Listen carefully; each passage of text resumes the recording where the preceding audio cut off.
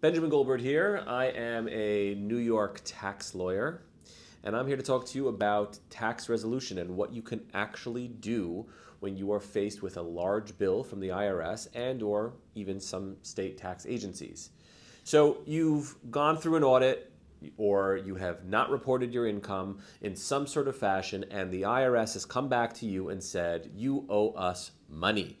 What can you actually do to either pay that over time so that it's not so jarring to your finances, or perhaps get it wiped out completely?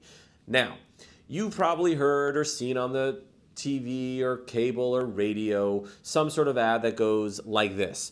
We can save you pennies on the dollar on your tax returns, on your tax debt, because the IRS has some sort of new program that's going to just wipe it all away. Most of these sorts of ads are just really misleading. The IRS, for the most part, is a collection agency. They're interested in collecting funds from those that owe it to them. So they will only wipe out debts that they don't feel that they can actually collect. They will take it because this is the best they can do. But if you are a young, healthy person with the ability to earn more money, the IRS is not going to now wait for their money for a very long time, nor are they interested in wiping out the debt completely. They will be able to wait you out because the IRS is perpetual and people and businesses are not. They can wait a long time between getting their money versus not having to wipe it out completely. So what can you do? Well, the first thing that you've probably heard of is something called an offer and compromise.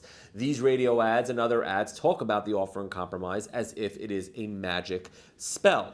It is not. It is something that is a great tool to use and can be used to take out a lot of your tax debt, but it is a negotiating tool at the best of it. So an offer and compromise is something that the IRS allows you to do where you give them all of your information, literally your entire life. It looks like a tax return on steroids. You tell them your bank accounts, your investments, your assets, every single thing about your life when it comes to your money and how you spend your money, your expenses on your home and your children and your pets and everything.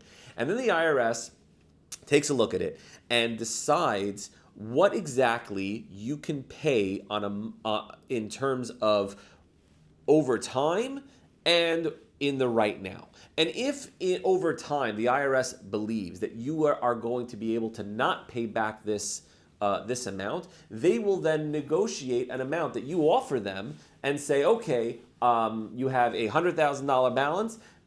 You're offering us $50,000 in order to wipe it all away. Do we think that if we say no, you will be able to pay back the full $100,000 over time or not? And if the answer is that they don't believe that you will be able to pay it back over time, or it will take such a long time whereby it would not be worth it for them to continue collecting, then they will agree to it. So what can a lawyer or other tax professional do for you in this situation? They negotiate with the IRS. We negotiate with the IRS in order to get you into some sort of plan and to frame the offer and compromise so that the IRS sees that you truly are unable to pay back within a certain period of time, and that it is more worthwhile for the IRS to take the deal than to say no. But again, like I tell all of my clients, for the most part, if you are a young, healthy person in the prime of your life and available to be able to earn money, the IRS will wait you out instead of giving you an offer and compromise. So in those cases, when those offers and compromise are denied, what else can you do? Well, you can come up with an installment arrangement or a payment plan. You would be familiar with something like this in sort of any credit card arrangement where you owe a certain amount of money, let's say the same amount, we owe $100,000. The IRS will take that document that you've filled out that gives the entire life of your finances to the IRS and say, okay, you have food, you have your home, you have your taxes, you have other expenses that you must pay. After all of those things are finished, in order for you to live an actual life that a person has to live in the terms of the IRS, after you are finished with that, what do you have left over to pay for? So anything that the IRS deems as a luxury item that is not required for basic living, they will deny as an expense at the outset. So in these situations, the IRS will say, okay, after all of your expenses, you have X amount of money left over, let's say $5,000 a month, that you can pay out to the IRS. So they will make a calculation at $5,000 per month plus interest. How many months will you be able to pay it back? And typically, we're able to get anywhere between 50 to 70 months of a payment plan to continue along and pay it month by month, and you should be able to live a quality life, maybe without certain luxuries, but a quality life to be able to pay back your tax debt. Now, what can a tax professional do or a lawyer do that a person can't do on their own? We are able to frame the documents that we submit and explain to the IRS your true quality and needs in life. And we're also able to take that document, which is very voluminous, and put in the correct information. I cannot tell you how many people come to us with these documents misfiled and mislabeled, and then they get denied for no other reason than not understanding the documents. But then once it is submitted, discussions with IRS agents and negotiations are paramount, and you need someone skilled in those negotiations in order to get you past the finish line. But in those situations, tax professionals can actually help you get those payment plans low. So sometimes at the outset, the IRS may say $5,000 a month is exactly what they want, and that's what they're sticking to. But in many situations, we as tax professionals can actually get it lowered to $4,000 to $3,000 per month. Another thing that you should note is that over and compromise, though it is the magic pill that everybody talks about on the radio, very often installment agreements are just as magical, because over time there's something called the statute of limitations, and in certain situations a statute of limitations, once it closes out, it removes the ability of the IRS to continue collections, and those balances fall off. So while you've made some payments, that fall off is not needed to be approved by the IRS. It happens naturally over the course of time and by statute, which is a law that has been made by Congress. So in many situations, if you take a longer period of time to pay back your taxes, you can actually pay back over the long haul a much lesser amount. So it's not something that's talked about because it's not as fancy or cool as instantaneous gratification, but it can often be a much easier tool and something that the IRS will readily accept versus an OIC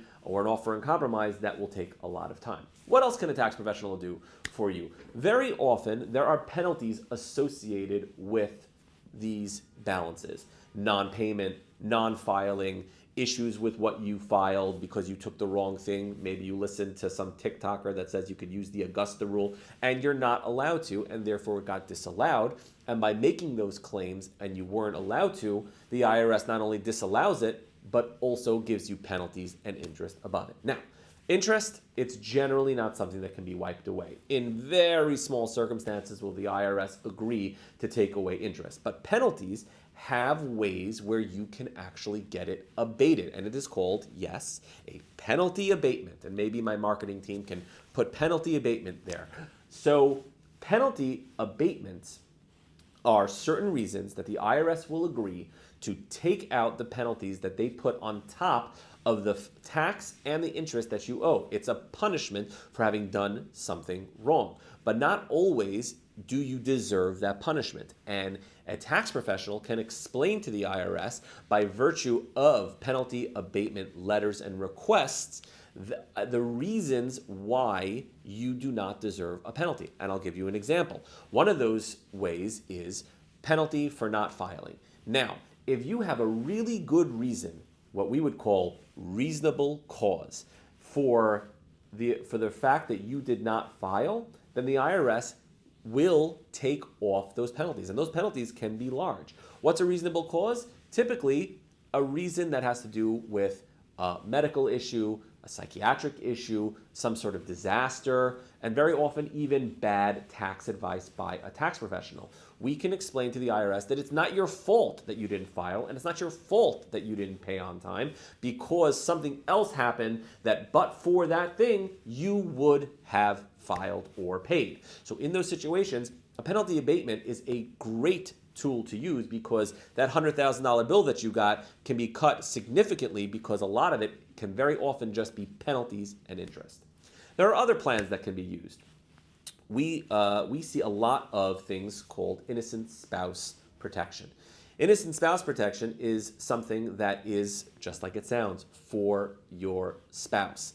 And this happens a lot with married couples. One spouse is bad with taxes and bad with money, and one spouse is either good or innocent to what is going on in the relationship, because they just let their spouse handle all of those issues. In many circumstances, if you really had nothing to do with the taxes, and not just nothing to do, but no control, because your spouse was the type that controlled everything and didn't let you touch not even anything with regards to your finances or taxes, or better yet, signed your name without your consent to the tax forms, we can get you absolved from a lot of those balances and penalties and interest by virtue of the fact that it was really not your fault, and that it is on your spouse to get it. And the IRS therefore splits the spouses in half and considers one married and one not married, and can very often transfer all of the balances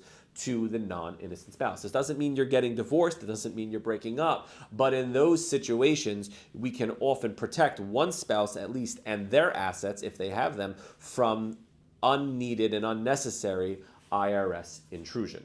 Now, what else can a tax pro do for you? Tax pros can look at your filings and very often find mistakes. OICs sound fancy, penalty abatements sound fancy, installment agreements sound just like debt resolution. But the real crux of the matter that people have that is fundamental in their filings and in their payments is improper filings and improper expenses, or things that they just got plain wrong. You see, in the world of TurboTax and do-it-yourself and AI, people think that they can file these forms themselves. Taxes are complicated and complex. And if you went to the wrong tax provider who didn't really understand your situation, or you did it yourself, very often by going to a tax pro, the resolution is in the filing. You have done something wrong, you have done something that is ill-conceived, and a new filing can absolve you of those issues. You either didn't have those issues, and the IRS is taking it out on you unnecessarily. And a tax professional can amend your returns and take it down, and basically, upon amendment, get you sometimes even a refund. I can't tell you how many times, by virtue of filing a new tax return with a new understanding of a person's life and expenses and finances, that we have wiped away years and years of tax debt for no other reason other than poor filing. So there are definite ways.